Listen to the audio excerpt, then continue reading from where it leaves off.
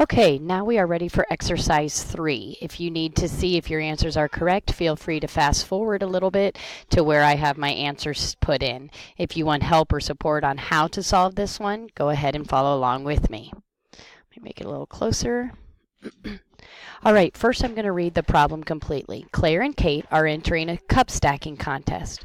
Both girls have the same strategy. Stack the cups at a constant rate so that they do not slow down at the end of the race. While practicing, they keep track of their progress, which is shown below. So here's Claire's cup stacking. As we can see, number of seconds. In 1 second, here's number of stacked cups, stack 5 cups. In 2 seconds, she can stack 10.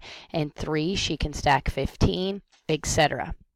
Over here, we have Kate, who has an equation for us. C equals 4 times T. Remember that juxtaposition means we need to multiply. T is going to be the amount of time in seconds. So I just kind of like to remind myself that's the seconds. And C represents the number of cups. Okay. So now it says, at what rate does each girl stack her cups during the practice sessions?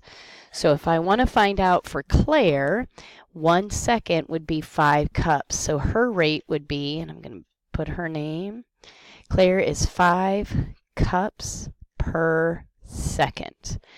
Over here for Kate, I need to put in 4 times 1.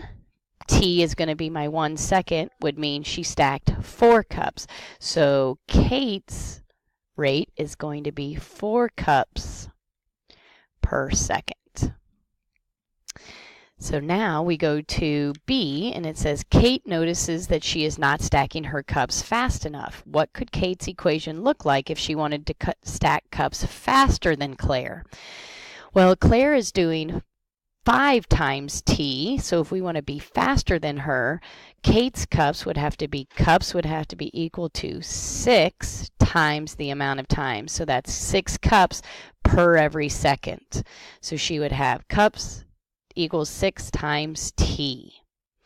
All right, so now that you have finished the exercises, this back is our problem set, and this is going to be your homework.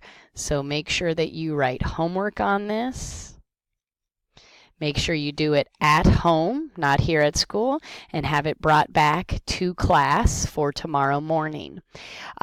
If you still have time left in class, I suggest you go to 10marks.com and do any personal work or classwork that you have in there, or you can go to Prodigy Game and complete problems in that program. All right, have a good day.